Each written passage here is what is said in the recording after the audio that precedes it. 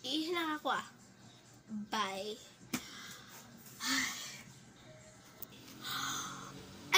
Kanino ka aray ko. Kay Luna, bakit? Kay Luna. Ano? Sorry, kay Luna ako nagpaalam.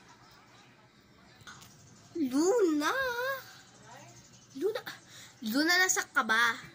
Bakit ba? Hayaan nyo na lang kasi siya. Ano ba? Ba't kasi ayaw niyo siya tanggapin sa grupo? Mabait naman na siya.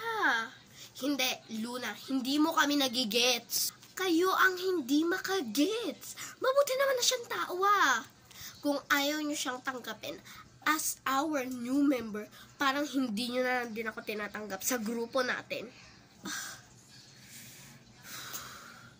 Sige na nga. Saan ba yun? Diba?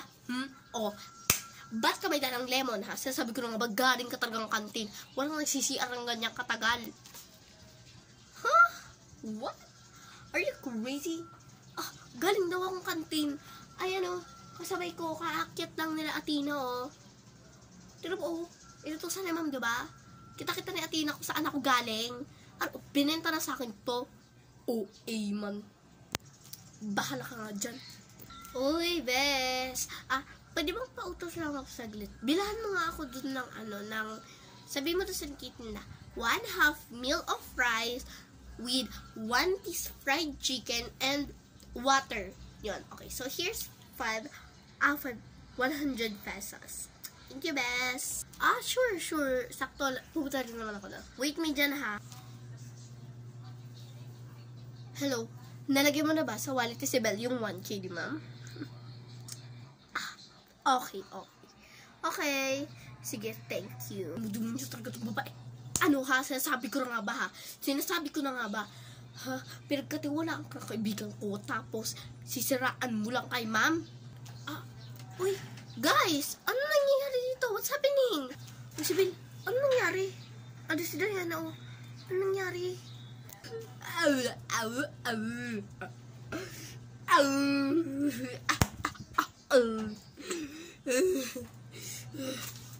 Yung Sibel na yan, Luna. Dapat hindi mo talaga kinakaibigan yan. Tingnan mo ginawa sa akin. Luna, si Sibel, pinahiya ako. Binugbog din ako. Tapos binuhusan niya pa ako ng kape sa mukha. At sakit. Ipapag-guidance kita, Sibel. Kape? Oh my God! Patingin nga ng mukha mo, baka nalapnos yung mukha mo. Oh my God! Sibel, ipapag-guidance kita pag nasaktan to. Oh my God! Patingin nga ng mukha mo. Luna, drop the act. Ano akala mo? Andito na ako. Kitang-kita ko lahat ng pangyayari. Don't you dare try to get a drama on me. Huwag kang mag-alala. Hindi mapapahamak ang kaibigan mo. Kasi, nilagay na ni Athena at ni Yuri ang 1K sa bag mo. Kaya hindi ako mapapahamak. Instead, ikaw ang mapapahamak.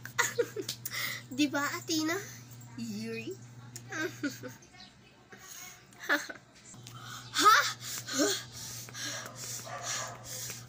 Oh my God, kailangan sugot ko. Oh my God, ops, hindi mo matatawagan itong K-nam na to. Block. Sige, kunin mo, ako abot mo. Nakakatawa ka. Na-block ko na tong K-nam na to. Kaya wala ka nang iba pang pwedeng, wala ka nang iba pang pwedeng tawagan. Akin na sabi. Hindi mo makukuha sa akin to cellphone mo hanggat hindi ka nagbabago. Katargino. Andito lang sa amin ni Luna ang cellphone mo hanggat hindi ka nagbabago. Tandaan mo yan. Ang dami mong pinipeke. Pati kaibigan mo. Pinipeke mo. Fuck you. Oh my goodness. Masyado naman yatang harsh yung nasabi ko sa'yo. Sorry. Mga viewers palang bata. Di ba mga may? Sorry, masyado kaya itong nalilitok sa sinabi ko. I-take advantage mo na talaga na pangit ka at di ka mahal ng nanay mo. Okay na yan. Tama na yan. Ngayon, alam ko na kung anong tunay mong ugali. Ha? Kala mo ha? Pumunta ka ng guidance, buisit ka. Why me? Ako pa talaga pupunta ng guidance. Kinuha niya na yung cellphone ko. Ha? Ikaw Sibyl, akala mo ha? Hindi ako magigigil ako sa'yo. Ano? Ha? Ha? Kala mo ha? Aray ko. Luna. Aray ko. Luna, tulong. Hoy, Sibyl. Hoy. Huwag kayo mag-away. Opo, ayos po. Huwag kayo mag-away. Hoy. Aray ko, sakit. Walang yaka. Ipapag-guidance kita. Hindi lang sila magpapag-guidance sa'yo. Ako din. Kala mo ha, binububog mo ako? Sakit! Luna, tawagin mo yung principal. Kanina pa nandito. Nasa likod ni Celine. Oh yes, ayun yung principal. Oh.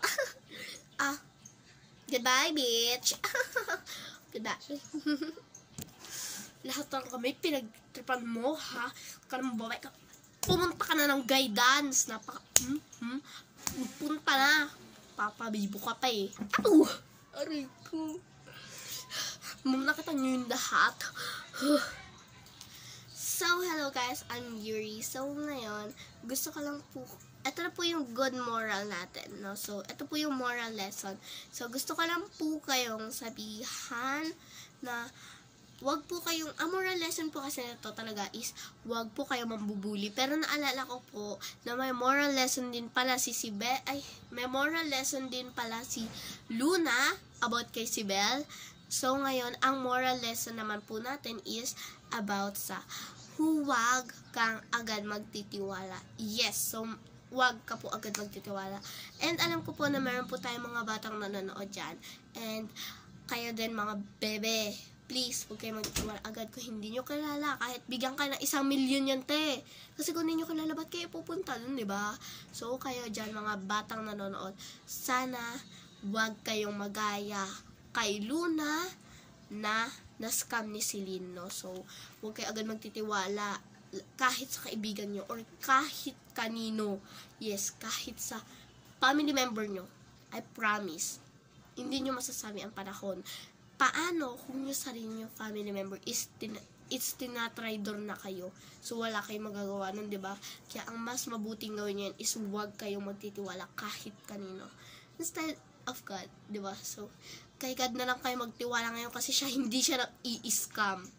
So, yun po ang moral lesson nito is huwag kayo magtitiwala sa ibang tao kahit kaninong kakilala nyo. Kasi, mamaya, they betrayed you. So, yun po ang moral lesson.